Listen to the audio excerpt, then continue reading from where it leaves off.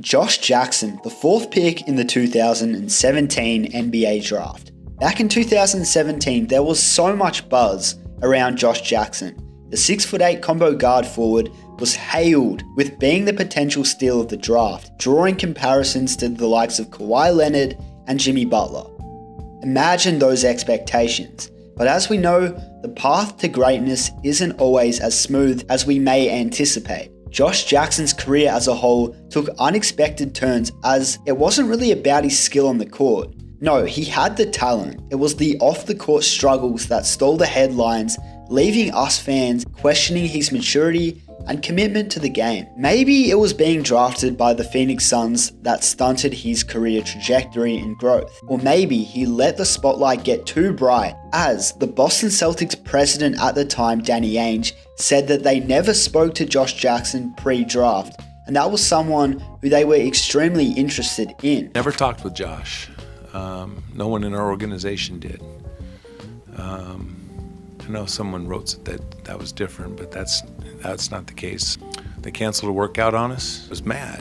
I flew across country. You kidding me? I had to get up at 4 o'clock and fly back home. A cancelled workout in Sacramento, despite Danny Ainge and others flying across the country for it, indicated to Ainge that Josh Jackson did not want to play for the Boston Celtics. And we all know they went on to take Jason Tatum with pick 3 in that draft, and Josh Jackson would be the 4th pick by the Phoenix Suns. And Tatum's been on record to say he wanted to be drafted to the Phoenix Suns. I'm like, no, I don't want to go to Boston because I want to go to Phoenix because it's nice weather out here. You know, I'll be able to play. I'm gonna be able to average 20. I was like, Boston, they just went to the Eastern Conference Finals. I'm not gonna play. I'm like, no, I don't want to go to Boston. And that's where he thought he was going to be going. The tables were turned and Josh Jackson would become a Boston Celtic with Jaylen Brown, with Kyrie, with that core of guys. And Jason Tatum would team up with D Book in Phoenix. It would have been completely different. Phase 1, declining the Boston Celtics pre-draft workout. One GM would share his insights. Josh Jackson, a perfect fit for the Celtics. He would describe him as a quintessential Danny Ainge type of player due to his toughness, athleticism, length, versatility, and elite motor. That GM is convinced that if the Celtics kept that pick, Jackson would be the ideal choice. Another GM would express confidence that Jackson could become the Celtics' best small forward, surpassing players like Jay Crowder and Jaylen Brown at the time. He even believed Josh Jackson has more star potential than the top prospects, being Markelle Fultz and Lonzo Ball, who at the time were the consensus number 1 and number 2 picks by the Philadelphia 76ers and the Los Angeles Lakers. Despite Jackson and his agent refusing to work out for the Boston Celtics, speculation would suggest it may be tied to concerns about playing time for Josh Jackson in a deep and rebuilding team like the Celtics. However, the Celtics are undeterred, having drafted players in the past without pre-draft workouts.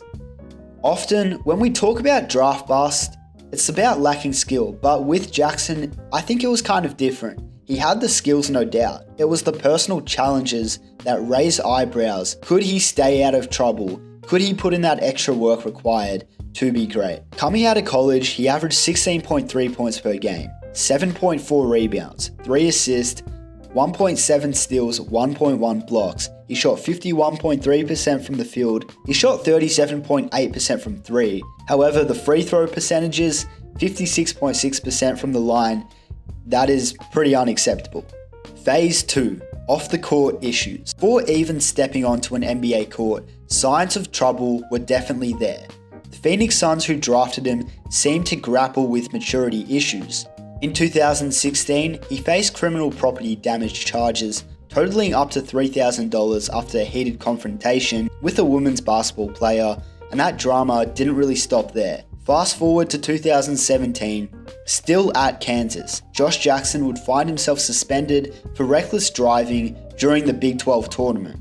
Once hailed as a promising NBA rookie with remarkable size, athleticism, and versatility, Josh Jackson was selected by the Phoenix Suns over guys like Jason Tatum, who we mentioned before, De'Aaron Fox, Donovan Mitchell, positioning him as a foundational piece alongside sharpshooter Devin Booker. Phase 3, situational fit. His initial season earned him All-Rookie second-team honours, showcasing an impressive average of 18.7 points per game post the All-Star break in 2018. However, Josh Jackson's sophomore year saw a lack of progress, with averages dropping to 11.5 points per game, 4.4 rebounds per game, coupled with a team-leading 15 technical fouls that season. Reflecting on his performances, Jackson admitted to feeling somewhat out of control, attributing erratic turnovers and rush shots to his eagerness to impact games positively. Frustrated by the team's losing streaks, he acknowledged misdirecting his energy instead of focusing on enhancing his skills and contributing to team improvement. Josh Jackson's career thus far is the definition to me of why the NBA is situational league. Before the Chris Paul, DeAndre Ayton days, Suns struggled with Tyler Ulis, Dragon Bender, Marquise Chris, Josh Jackson, and a young Devin Booker. To me, it's like Josh was thrown into a franchise that was a 20-win team in rebuild mode, with veterans like TJ Warren, who wasn't really old at all, he would have been around 23, 24, Eric Bledsoe, who was an all-star caliber guy you could argue, but he did not want to be a Phoenix Sun towards that back end of his time there. They were on the cusp of mediocrity. Organizational fit also plays a massive part, with a guy like Josh Jackson being such an emotional young guy for him to thrive at the highest level. Phase 4. General conclusion. There was a narrative circulating among draft analysis that Josh Jackson possessed an intense competitive streak, but observers noted a lack of that intensity in his NBA performances. Skipping a workout with the Boston Celtics, initially seen as audacious, raised questions about his draft decision, especially considering he wasn't a guaranteed top pick at the time. In retrospect, concerns about Josh Jackson's personality, including legal issues and attending anger management classes, were potential red flags that may not have been fully considered during the draft by the Phoenix Suns. Looking back at the Phoenix Suns draft choice in Josh Jackson, I guess I'll wrap it up like this. Had he gone to Boston at 4, Dallas at 9, or even as low as 10 to the Portland Trail Blazers with veterans like Damian Lillard, Dirk Nowitzki, Al Horford, maybe he would have been more adaptable in the league and had a better career as a star, or role player in fact. But I guess that was just never meant to be for Josh Jackson, and forever, NBA fans will ponder about the star who never blossomed in Josh Jackson.